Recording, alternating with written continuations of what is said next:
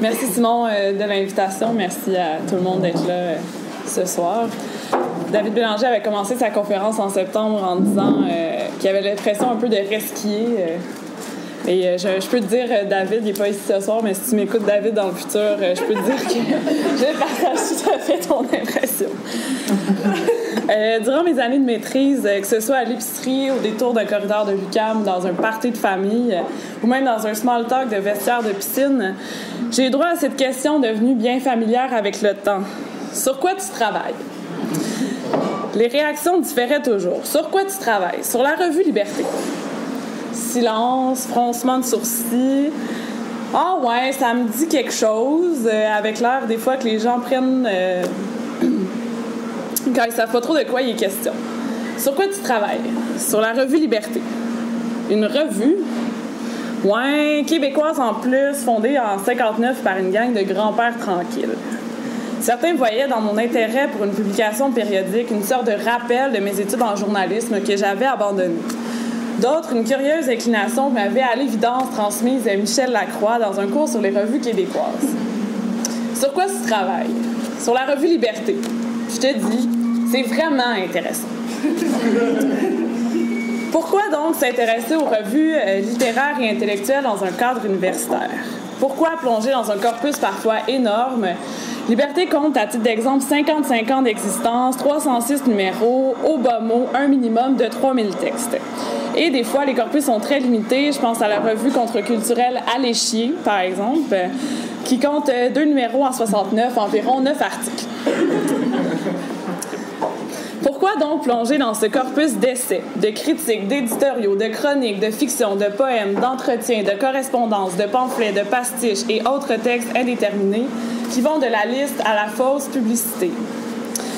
Je vais faire d'abord un détour pour répondre à ces questions par une anecdote. L'autre jour, mon ami Julien m'a lancé avec ce ton ironique et blagueur qui le caractérise. Les études québécoises, c'est juste Saint-Denis-Garneau. Toujours, point. Bon. On va jouer le jeu un instant, là, mais mettons que les études québécoises, c'est juste Saint-Denis-Garneau. Ça veut dire qu'il faut aussi considérer que les études québécoises, c'est aussi la revue La Relève, avec laquelle le poète entretient des liens privilégiés et à laquelle il collabore régulièrement. Que c'est aussi l'Action nationale, dans laquelle Saint-Denis-Garneau publie ponctuellement des articles. Que c'est aussi la Nouvelle Relève, dans laquelle se publiera des textes importants sur son œuvre. La publication de ces textes dans ces revues n'est pas anodine ni le fruit du hasard. Elle signale l'inscription du poète dans un réseau où circulent des conceptions de la littérature, un discours sur celle-ci, des formes et des idées en prise sur le discours social. Si les études québécoises, c'est juste Saint-Denis-Garneau, je te dirais, Julien, que c'est Saint-Denis-Garneau et ces revues-là, et qu'elles sont indissociables, tant au sein de sa poétique que de l'histoire littéraire. Plus largement, la participation d'un écrivain ou d'une écrivaine à des revues nous dit quelque chose de sa pratique et quelque chose de ses revues et conséquemment d'un état de la littérature. Il est significatif que Miron publie L'Homme agonique dans Liberté, par exemple, que Paul Chamberlain fasse paraître L'afficheur hurle dans Parti pris, et plus près de nous, que Mathieu Arsenault participe à OVNI, Yvon Rivard à Contre-jour, Fanny Britt à Nouveau projet. Penser ensemble la poétique de leur auteur, les textes écrits dans une revue, cette revue-là, avec son identité et ses réseaux, permet d'éclairer autrement l'histoire littéraire et de comprendre comment les discours et les pratiques littéraires se font, s'influencent, se croisent et se polarisent. À la suite de Michel Lacroix, je considère la revue comme le lieu d'une dialectique entre pratique singulière et pratique périodique, pratique collective, par exemple. C'est-à-dire que périodique, c'est l'espace où s'établissent un dialogue, des écarts, des différences, des reprises et des déprises entre la poétique et les positions de l'auteur, et ce qui serait la poétique et les positions collectives de la revue, celles que constituent et redéfinissent chaque texte publié. Chaque revue a ses enjeux discursifs et idéologiques propres qu'il s'agit de mettre au jour quand on étudie les revues. Chacune donne à lire sur sa scène de discours spécifique une manière de dire et de faire signifier l'époque. Les revues sont donc d'une certaine façon le lieu d'une littérature in flagrante, pour reprendre à Michel Lacroix une expression que lui-même repique à Valérie Larbaud. Donc d'une littérature en flagrant délit, d'une littérature en train de se faire, prise sur le vif et en défaut. Alors, Michel, dans cet article, prend appui sur un livre d'André Fortin que ceux et celles qui travaillent sur les revues connaissent bien, Passage de la modernité, les intellectuels québécois et leurs revues. Et donc, Michel Lacroix affirme que 83 revues nouvelles ont paru au Québec entre 1990 et 2004. Donc, 83 revues littéraires, artistiques, intellectuelles là, de façon indistincte. On compte parmi ces revues, donc, L'Inconvénient, qui a été fondé en 2000. Et là, en 2003, on ne sait pas trop ce qui se passe, là, mais il y a vraiment plein de revues qui sont fondées. Je pense par exemple à Zinc. Je pense au Cahier du 27 juin où on va retrouver Jocelyn McClure qui va ensuite aller fonder un nouveau projet en 2012. Je pense à la revue de résistance conservatrice Égard, qui existe toujours. Vous pouvez aller voir, c'est donc une autre façon de concevoir la résistance, très différente de celle de Liberté.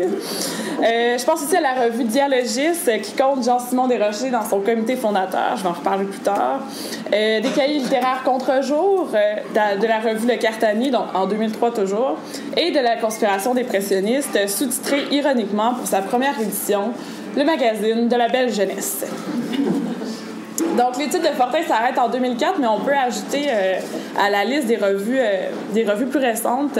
Donc, je pense à OVNI en 2008, je pense à la revue Qui vive en 2010, à Nouveau Projet et à Fermaille en 2012. Je pense à la revue féministe Françoise Thériault. Salut à la camarade Marie-André. À l'évidence, les revues continuent d'être un projet collectif envisageable et un espace de discours nécessaire. Et certaines parmi des revues que je viens de nommer ne paraissent plus. Je pense par exemple au Cahier du 27 juin. Je pense à OVNI qui est sur la glace depuis 2010. On ne sait pas trop non plus ce qui arrive avec la conspiration des pressionnistes, devenue la conspiration youpiste en 2013 et depuis peut-être emportée par la force de la révélation youpiste. Et donc cet été... Nouveau Projet aussi bien failli disparaître dans la foulée de la faillite des presses. Benjamin Langelier avait lancé un appel à la communauté de lecteurs et de lectrices là, pour éviter pour sauver Nouveau Projet là, d'une fin imminente.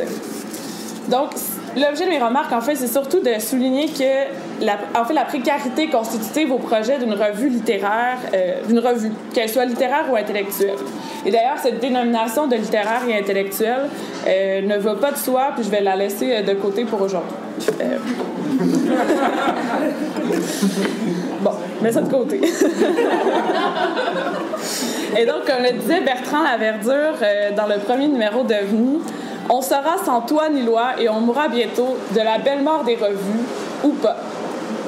Au fil du temps, donc, beaucoup de revues ont effectivement disparu, mortes de leur belle mort, certaines après quelques numéros seulement. Je pense par exemple à la revue Aller chier, dont je vous ai parlé tantôt. Les revues littéraires, surtout les petites, vont pas toujours survivre aux exigences financières, par exemple, de l'entreprise, aux ambitions des fondateurs et des fondatrices, aux tensions entre les membres du comité fondateur.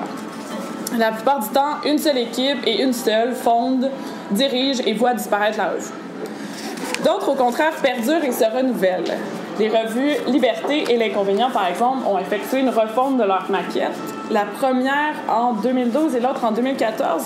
Elles ne sont pas d'ailleurs sans se ressembler. Physiquement, d'ailleurs, j'entends votre indignation. Donc, ces revues littéraires qui traversent le temps, par exemple, il y a aussi Les Écrits, qui est la plus vieille revue littéraire québécoise, donc ce n'est pas Liberté, c'est Les Écrits. Donc, des revues qui traversent le temps comme ça deviennent des institutions qui vont poser par leur durée l'enjeu de leur continuité. Donc, comment les différentes équipes modèlent-elles le lieu, en fonction de quoi, par rapport à qui? Les membres qui vont se succéder à leur tête vont faire leur entrée dans un lieu fort de sa mémoire et de son histoire, de son identité, de sa position dans le champ littéraire. L'histoire de la revue fait souvent partie de l'histoire littéraire. Je vais y revenir. Je vais terminer ce long préambule en avançant que le champ des revues constitue un champ discursif. Les revues entretiennent des relations entre elles et occupent des positions au sens politique et symbolique du terme. Les revues occupent également au sein de l'institution un lieu paradoxal, à la fois dans celle-ci et en situation médiologique avec les éléments qui le constituent. Leur saint patron serait-il Humpty Dumpty, comme l'avance Jean-François Bourgeot, cofondateur de Contre-jour dans un texte publié sur Salon Double? Serait-elle condamnée à une condition de l'entre-deux, qui se jouerait dans cet espace intercalaire entre le savant et le médiatique? le rapport au canon littéraire et aux héritages qu'établissent ces revues, et conséquemment les conceptions de la littérature qui circulent au sein de leurs numéros, est déterminant, je crois, dans la façon d'occuper cet espace.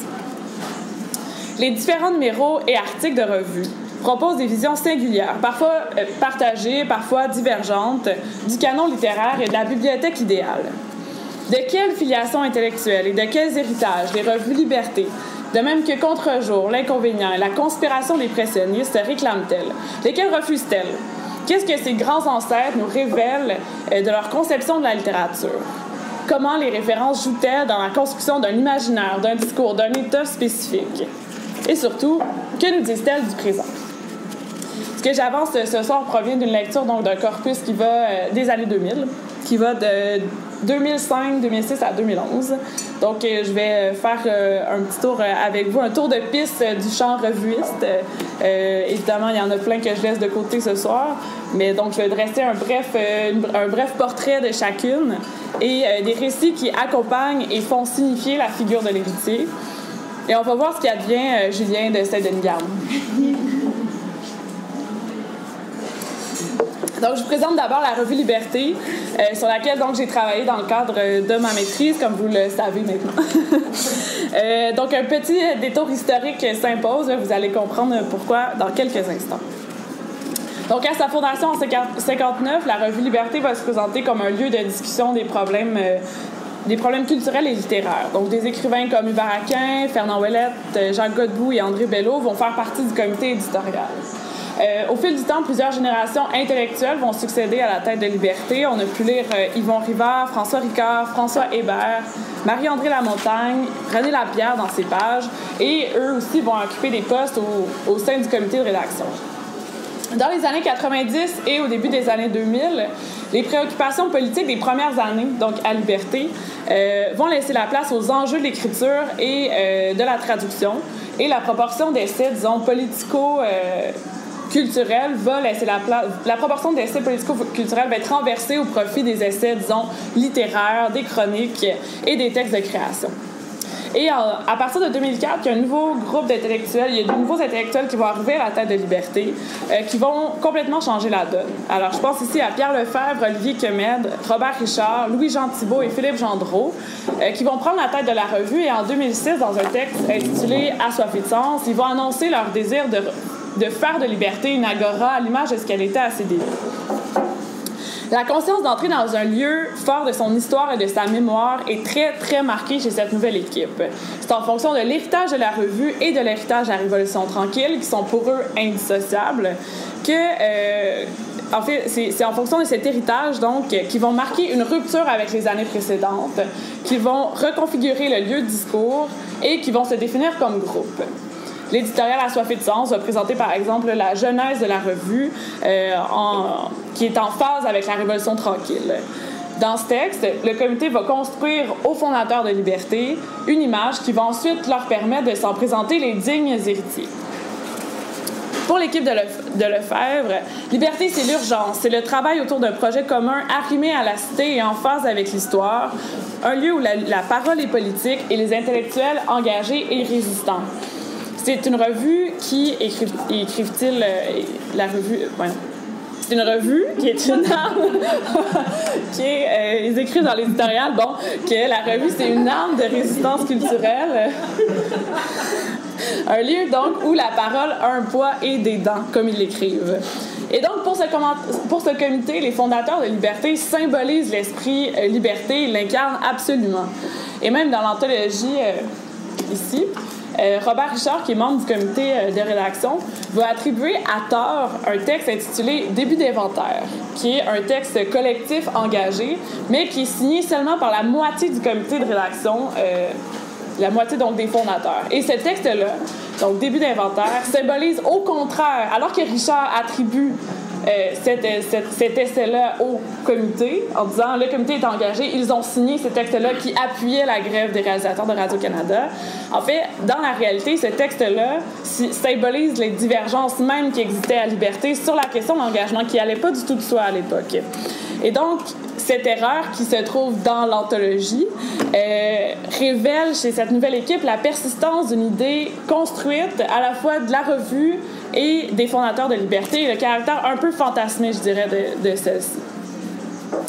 Et donc, à Liberté, les citations, les références et les allusions aux grands maîtres, grands ancêtres et autres grands écrivains ne vont pas se comprendre sous l'angle de la révérence ou du rejet ou de la quête, non plus sous un angle fraternel, comme dans les carnets de Stéphane Lépine qui sont publiés en série, là, donc dans Liberté, ou donc dans les cahiers de Stéphane Lépine, les grands accompagnent l'écrivain dans sa réflexion sur l'œuvre et sur le monde.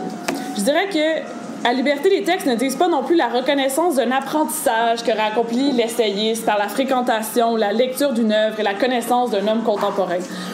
Mais ils disent plutôt la lecture, voire la redécouverte d'une œuvre du passé qui permet de penser le présent. À ce titre, d'ailleurs, la rubrique Le Rétroviseur, lancée en 2013, où des auteurs québécois font une lecture, disons, actualisante du canon québécois, s'inscrit dans cette perspective. Et si dans l'éditorial assoiffé de sens, l'accent est mis sur l'indignation et la volonté de résister, il va se recréer au fil des textes des années 2000 une filiation plus large, fondée sur des valeurs de subversion, de dissidence, de résistance à l'ordre établi. Liberté va publier, par exemple, une série de numéros, disons, hommages, symbole d'une filiation plus collective. Je pense ici aux numéros sur René Char et Hervé Bouchard, Nikos Kachtitis et Arthur Buis, qui vont devenir des figures d'écrivains résistants, que ce soit au dogme économique, à la marchandisation de la culture, à l'obscurantisme, à la censure, au dictat du consensus. Le numéro sur Buis est très éloquemment titré « Arthur Buis, notre contemporain », expression que reprennent Lefebvre et Louis-Jean Thibault dans le texte de présentation de la revue. Donc, Arthur Buis, c'est qui? C'est un essayiste, grand pourfendeur de la ville de Québec, de la politique québécoise et du clergé, coureur de jupons de surcroît. Né en 1840 et mort en 1901, Arthur Buis, donc, notre contemporain.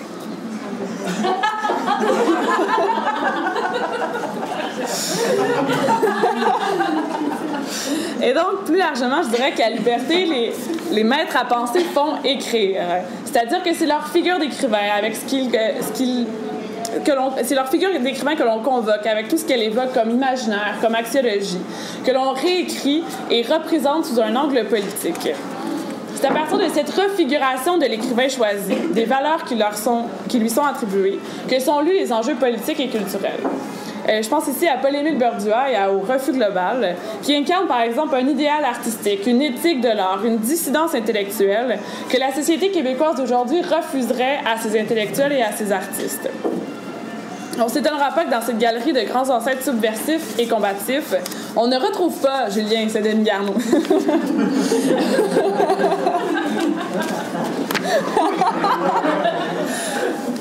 Et non plus l'héritage des poètes de Liberté comme Fernand Ouellette, par exemple. J'ajouterais qu'il n'y a pas de femmes non plus vraiment dans ces filiations littéraires.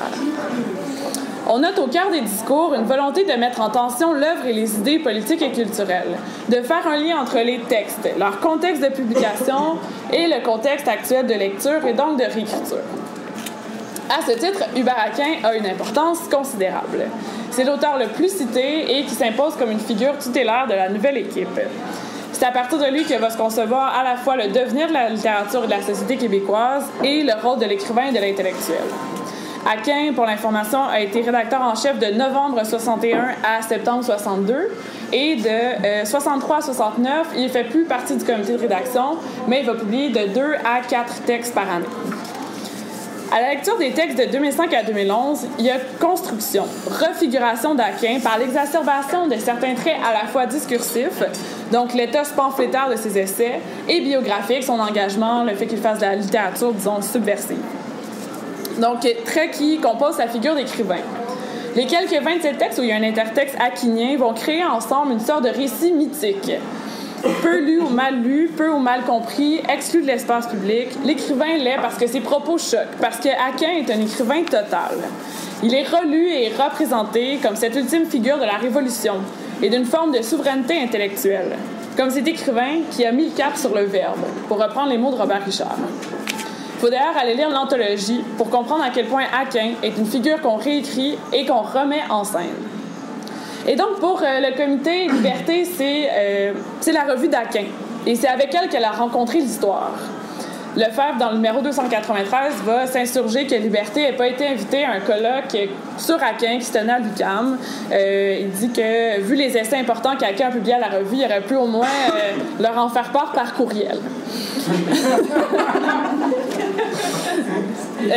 En fait, donc, c'est toute la perception, c'est tout le discours que ce comité tient sur la revue qui, à mon sens, est teinté par ce qu'Aquin dit de Liberté dans un essai qui s'intitule « Comprendre dangereusement » et parce qu'Aquin a fait de Liberté quand il était rédacteur en chef.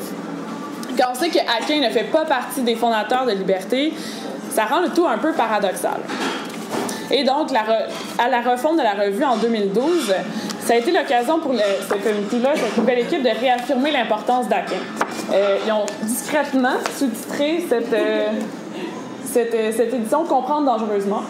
Quand il y a eu la campagne de financement cet automne aussi, ça s'est fait sous ce texte devenu emblème, finalement, donc « Comprendre dangereusement ». Et même l'autre jour, dans le journal... je suis tombée sur un encadré qui m'invitait à comprendre dangereusement l'austérité. Donc, Aquin incarne pour eux cet idéal de l'essayiste, de l'intellectuel et de l'écrivain à liberté. Et donc, le rapport que la nouvelle équipe établit à la revue est dénué de sentiment de dette. Ils ne subissent pas la contrainte du testament. Liberté est ce lieu et ce legs qu'ils choisissent. Dans l'éditorial assoiffé de sens, dans les numéros anniversaires qui soulignent le 50e anniversaire de la revue, dans l'anthologie publiée au Cartanier, je dirais que les essais sont relus, les héritages sont relus dans une perspective critique qui participe de la construction d'une figure de l'héritier. Cet héritier-là, à Liberté, est un intellectuel, orphelin de père et frère de tous, qui travaille et conquiert les héritages collectifs pour les redonner aussitôt à la communauté. Il ne pose pas tant un refus à la doxa, qu'elle soit historique, culturelle ou littéraire, qu'il souhaite la défaire, la trahir, pour mieux saisir en elle une folle idéologie démasquée, ce qui appartient à tous.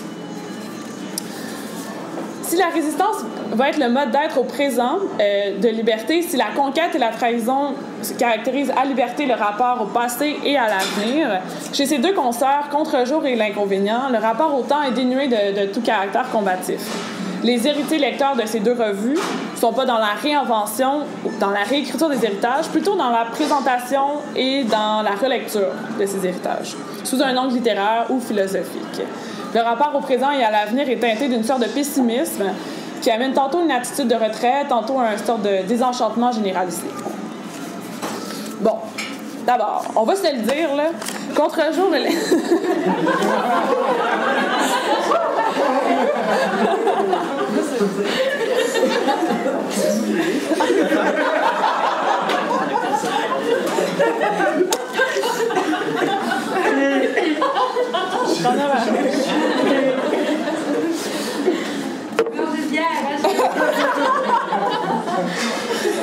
Contre-jour et L'Inconvénient... C'est vraiment pas drôle. Contre-jour et L'Inconvénient sont toutes deux nées de la côte de Liberté. C'est-à-dire que des membres fondateurs de ces deux revues ont d'abord participé à Liberté et des divergences sur les conceptions de la littérature et des manières d'habiter et de lire le présent vont les amener par la suite, quelques années plus tard, à fonder d'autres revues. À contre-jour, je dirais qu'on est du côté rivardien de l'existence. Autrement dit, les idées d'Yvon Rivard sont importantes et Rivard lui-même y a participé. Et il participe toujours, je pense. À la revue Contre-jour, ce serait, je pense, un euphémisme de dire qu'on est loin d'Aquin et de son éthos belliqueux. L'autre jour, au Café des Arts de l'UQAM, il y a quelqu'un qui m'a parlé d'une expression d'Olivier Rollin, « les envoyés de l'indicible ». Je sais pas trop dans quel contexte Rollin l'a dit ni où, mais je sais que sous les néons du Café des Arts, dans cet après-midi gris de septembre, j'ai senti toute l'adéquation, tout le sens que prenait cette expression quand je l'accolais à Contre-jour. Contre-jour ou les envoyés de l'indicible. Je me suis dit, hey, c'est pas pire. Ça m'a fait penser au texte de Jean-François Bourgeault, un des membres fondateurs de Contre-jour, donc le texte où il parle de Humpty Dumpty. Et il affirme que les acteurs de revues incarnent, je cite, « aux yeux de l'empire du nombre », c'est une expression de Valéry, ils incarnent les inspecteurs solennels des choses futiles, qui est une expression de Pessoa. Ce qui, à tout prendre, dit-il, vaut toujours mieux que d'agir en tant qu'inspecteur futile des choses solennelles, comme le font tant de chroniqueurs culturels. » Fin de la citation. Inspecteur solennel des choses futiles. Je me suis dit, c'est pas pire non plus. À contre-jour, il y a, je dirais, une préoccupation pour la littérature et la philosophie comme manière de s'inscrire dans le monde, de le lire, et d'y recréer à travers elle une communauté. S'y dessine en creux un rapport parfois grave aux choses. À première vue, les héritages littéraires et philosophiques sont lus à contre-jour dans une logique de verticalité. L'héritier philosophe va se présenter dans les textes comme maître d'une œuvre dont il va s'agir de mettre au jour les mystères, une sorte d'éthos d'herméneute qui va se construire dans le texte. L'idée de la responsabilité, de notre responsabilité face au monde, est présente, mais elle s'énonce souvent dans un rapport à l'œuvre et à la société qui va être dénué de politique. Le texte de présentation du dossier sur Pessoa, paru en 2004, va nous permettre de prendre la mesure de cet ethos et de cette figure de l'héritier, qui va considérer le legs choisi avec une certaine distance. Donc là, j'ai 2 citations longues dans cette présentation. Celle-ci, c'est la première. S'il y a une nécessité de relire aujourd'hui Pessoa, ce ne peut plus être pour célébrer cette multiplicité qu'il a instaurée et qui constitue notre praxis quotidienne, mais pour chercher à interroger ce que Pessoa voulait ouvrir à travers tous les masques qu'il a créés. Ce sera finalement pour tenter d'envisager Pessoa au sens le plus fort du mot, chercher de l'intérieur les formes d'un visage, qui ne sera certainement pas celui qui préexiste à tous ces masques, il n'y en a pas, mais peut-être celui qui se découvre après la traversée des masques et à partir duquel nous pourrions aujourd'hui réfléchir en vue de constituer un sujet littéraire divers, mais responsable face au monde. Fin de la citation. Donc l'œuvre de Pessoa va apparaître ici comme ce qui va motiver une réflexion, voire une méditation, qui permet d'observer le monde à travers un retour de la pensée sur elle-même. Plus largement, je dirais que l'héritier à contre-jour est en quête de sens, celui de l'œuvre, celui de la vie, pris dans son acception sacrée de transcendance du réel, de finalité de l'existence. L'œuvre va faire méditer donc sur soi, sur le monde. C'est le temps long de la pensée qui va prendre le pas sur la brutalité du quotidien. Et l'humilité de l'héritier devant la grande œuvre apparaît comme une force, sa sensibilité marquée comme garante d'une lecture sensible de l'œuvre. Donc d'emblée, être héritier de Pessoa ou de Rivard ou de Jacques Brault, c'est faire sienne la force de ces œuvres, qui sont une réponse aux interrogations du lecteur-auteur. C'est réfléchir, dialoguer et surtout écrire avec elle. Donc, la revue va consacrer plusieurs numéros à des philosophes, ce qui d'ailleurs la distingue des autres de ses consoeurs, disons. Donc, à des philosophes, à des littéraires. Je pense ici à Jan Patočka, Jean-Marc Fréchette, Yvon Rivard, Jacques Brault, Yasushi Inoue, Jacques Derrida, Léopardi, Fernand Ouellette. Contre-jour prépare également, dans la prochaine année, un numéro sur Gaëtan Soucy et un autre sur l'écrivain japonais Tanizaki. Donc, le panthéon de ces envoyés de l'indicible est celui des grands noms de la culture occidentale. Juste dans la station de Bourgeot dont je vous ai parlé, il y avait déjà Pessoa et Valéry, qui a d'ailleurs de fervents héritiers et héritières à contre-jour. Ça ne me pas des prix. Donc, on voit bien aussi que la culture orientale n'est pas exclue de leur panthéon. Il n'y a pas, à contre-jour, une volonté, comme à Liberté, de redonner un héritage qu'on considère mal connu. Il s'agit plutôt de tenter de dire le monde avec cet héritage, de le relire de façon philosophique en tant que littéraire. Et si à Liberté, il y avait des valeurs de subversion, de résistance qui fondaient la sélection et l'écriture des héritages, à contre-jour, ce qui motive la sélection et la relecture est beaucoup plus difficile à saisir. La cohérence est beaucoup plus complexe à déterminer. J'avancerai que l'essayiste trouve dans les poètes et les philosophes qu'il choisit, dans leurs œuvres, une forme de résistance à un monde qui refuserait les questions existentielles et éthiques que pose la littérature. Pendant l'écriture de cette conférence, je m'amusais à donner des sous-titres à mes sections un peu comme des noms d'équipe. Donc, j'ai écrit Liberté ou les épigones d'Aquin. Salut! Contre-jour, donc, ou les envoyés de l'indicible. À l'inconvénient, j'ai un peu hésité.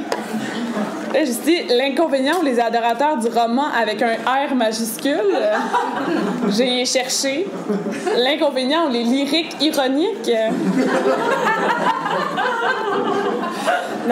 Bon, Simon m'a suggéré de l'inconvénient d'être né dans un monde où les gens ne lisent plus que des livres superficiels, mais je trouvais ça un peu long. je me suis dit, bon, je vais faire ce simple, j'ai titré, bon, l'inconvénient d'être dans ce monde-ci. Donc, fondé en 2000, l'inconvénient va se situer dans la lignée directe de François Ricard et de son maître K. Un petit détour par l'éthique ricardienne de l'existence et de la vie s'impose. Donc, je vais revenir à un texte qui a fait paraître dans Liberté qui me semblait emblématique d'une certaine façon. Ricard écrivait que... OK, là, c'est une citation complexe. Ricard écrit qu'il aime de la littérature. Ouvre les guillemets. Qu'elle soit parmi tout ce qui me trompe et tout me trompe, la seule chose qui, me trompant, avoue en même temps sa tromperie, comme la vie même, non? Fin de la citation.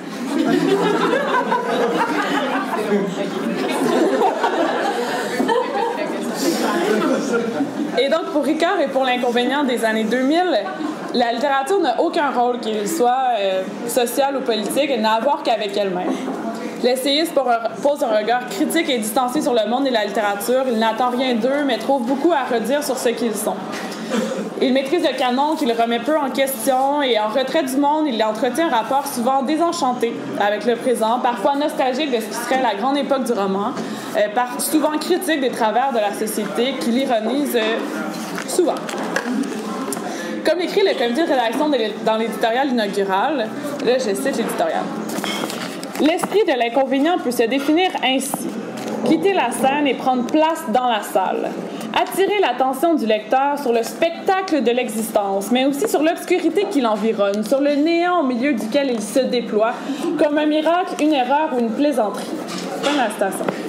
L'inconvénient revendique pour le moins un regard lucide sur son temps.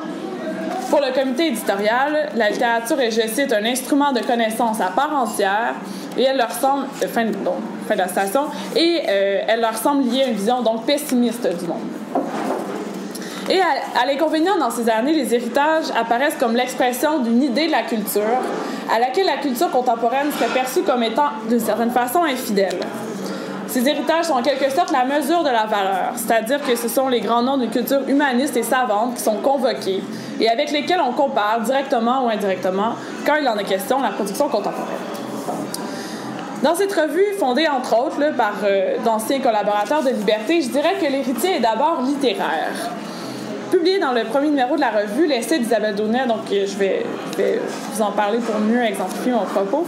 C'est donc un essai d'Isabelle Daunet dont je vais vous parler aujourd'hui qui s'intitule « La vitesse littéraire, la lenteur ». Et dans cet essai, l'héritier apparaît comme habitant une distance avec le monde que va symboliser la littérature même. Donc là, deuxième citation, longue. À la question posée par le héros du Milieu du jour, donc Milieu du jour, c'est un livre d'Yvon Rivard. Donc, à la question que pose le héros du Milieu du jour, comment traverser sans s'y noyer les moments du jour où le vide du présent vous englobe jusqu'à vous éloigner de tout? Il faudrait sans doute répondre avec l'auteur, Yvon Rivard, de tout miser sur cet éloignement. Citation de Rivard. Prendre congé de sa propre histoire, de l'histoire écrite par le désir pour apprendre à vivre et à mourir auprès des choses, pour voir et supporter l'extrême fixité des choses qui passent. Fin de la citation de Rivard. Car alors la fixité cesse pour devenir mouvement, mais un mouvement lent, ce mouvement même qui fait commencer d'autres histoires ou les raconter à nous. Fin de la citation.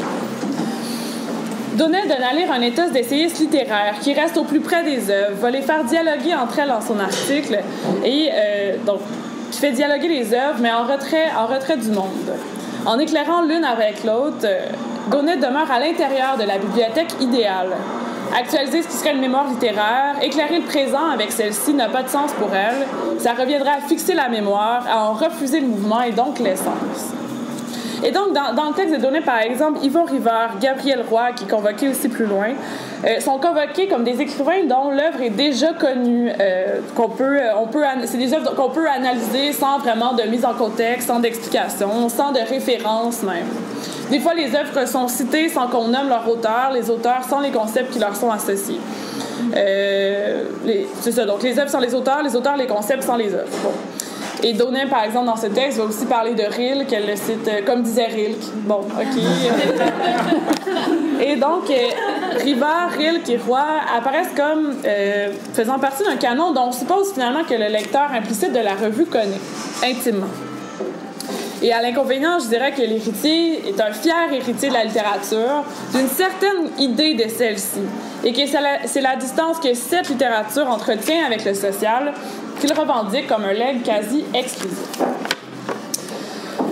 Les revues vont rarement reprendre de manière générale des textes publiés dans d'autres revues. Elles ne vivent pas vraiment de camarades revuistes dans la mesure où, dans les textes, il n'y a pas souvent mention des autres revues.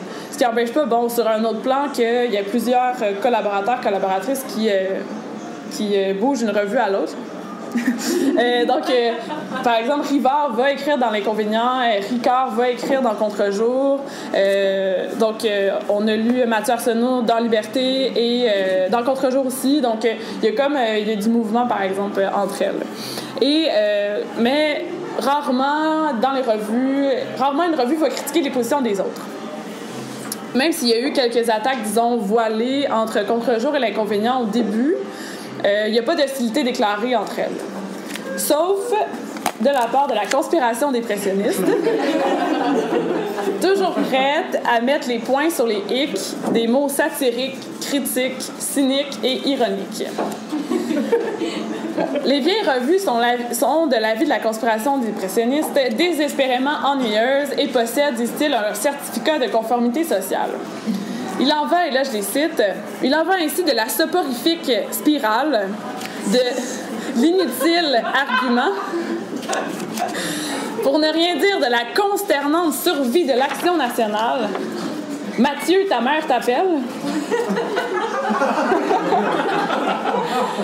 Aussi, n'hésitons pas à dire que les grandes revues sont celles qui savent mourir. Fin de la citation. En 2007, la CONSDEP, comme j'aime les appeler, donc la CONSDEP s'attaque aussi à Liberté, évidemment, dont disent-ils les récents efforts devraient affliger n'importe qui.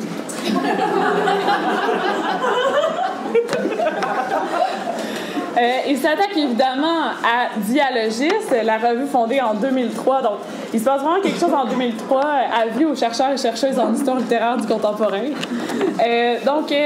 Il s'attaque à Dialogiste qui semble évidemment avoir pour principal défaut d'avoir Jean-Simon Desrochers dans son comité fondateur. Et ils vont vraiment pas du dos de la cuillère.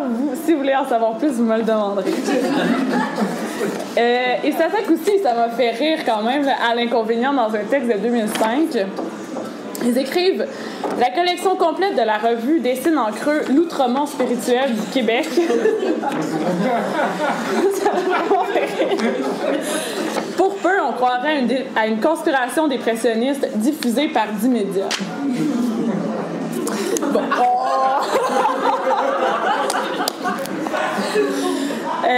Donc, il n'y a qu'un temps, le présent et qu'un monde, celui où s'inscrit la revue. Dans le texte liminaire de l'anthologie, ceci, paru en 2009, la conspiration dépressionniste écrit « La conspiration dépressionniste n'est jamais apparue liée à un champ particulier, sinon celui entendu dans l'expression consacrée « être dans le champ ». Nostalgiques, les membres de la conspiration dépressionniste sont vraiment loin de l'être. Dans le texte inaugural, ils écrivent, je les cite de nouveau, « Notre sensibilité mise en commun nous permet de ne pas nous enfermer dans une sagesse de pépère, ruminant le passé sur fond d'une odeur gâtée de sirop d'érable bouilli dans la cabane à sucre de la Révolution tranquille. » Fin de la citation. Les révolutions trop tranquilles, les réformistes, la perpétuation du passé, les vieux pères pépères, les héritages qui sentent la poussière, les écrivains qui écrivent sur leur génération, tous sont à tourner en dérision. S'ils s'inscrivent dans la filiation des revues contre-culturelles des années 60 et 70, si on sent dans les textes la lecture des théoriciens critiques, de l'école de Francfort notamment, des philosophes du 20e siècle, des penseurs marxistes, communistes, anarchistes, des grands écrivains de tout acabit, il reste qu'à la CONSDEP, il y a vraiment un refus net de tout héritage. Pas étonnant que dans les textes, ils mettent souvent de l'avant un éthos de jeunes rebelles. Ni Dieu, ni maître, comme disait l'autre. L'autre jour, à l'université, ma directrice de thèse, Martine-Emmanuelle Lapointe,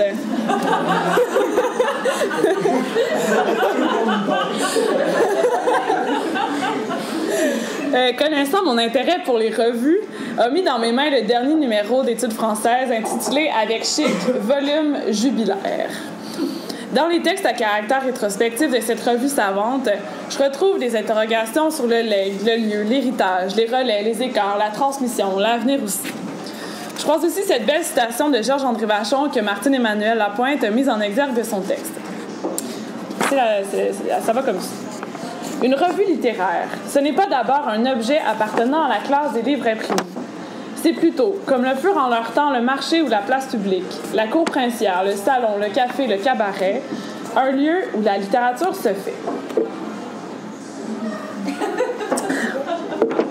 Autrement dit, une revue littéraire ou intellectuelle, c'est souvent une affaire d'amitié, de fédération des sociabilités et des solidarités. En 1974, dans le numéro qui souligne les 15 ans de liberté, Jean-Guy Pilon insiste beaucoup sur cette notion d'amitié, qui est pour lui la condition de possibilité de la revue. Je le cite. « Plaisir à se retrouver, plaisir à placoter, à se raconter des peurs, ça n'a jamais été un travail pénible, cette revue. Plaisir et amitié. Je pense que ça joue aussi, comme qualité et comme considération. » Fin de la citation. Et Pilon poursuit plus tard dans un autre texte, donc dans ce numéro-ci. Si liberté continue de paraître, c'est pour des raisons bien précises, surtout par les temps que nous traversons. Le comité de direction, par exemple, est formé, il est formé d'êtres généreux, qui pratiquent l'amitié comme un art. Cette amitié profonde, dit-il, est simple, vivante, génératrice d'idées nouvelles et d'émerveillement. Pour sa part, Jacques Foch-Ribas, qui débarque à Liberté en 1964, disait toujours dans ce numéro qui souligne les 15 ans de liberté, il dit « Quant à moi, je ne voulais pas du tout faire une revue littéraire ou participer à une revue littéraire, mais participer à un groupe d'amis. Il me semblait que l'équipe était la chose la plus importante à tenter. » J'ai intitulé cette conférence à partir de l'amitié. S'il est vrai que le projet d'une revue naît souvent d'amitié généreuse, ou pas, il y a des revues donc d'un seul homme ou d'une seule femme, si la revue naît de la confluence de sensibilités, il est aussi vrai de dire que la revue elle-même crée une communauté de lecteurs et de lectrices qui y fondent leur appartenance, même si elle n'est que provisoire. Rien de définitif n'arrive à une revue. Une revue n'est pas une anthologie. Une revue est faite d'ombre et de lumière, disait André Bello. Bon, alors, Pascal, Louis-Daniel, Laurence Pelletier, Julien, Laurence Côté-Fournier, Simon, Joël, Élise, Marie-André, Marie-Hélène, Marie, Valérie, Anne-Renée, Émile, Zéa, Laurence Ouellette, Gabriel, Philippe. Quand est-ce qu'on la fonde, cette revue?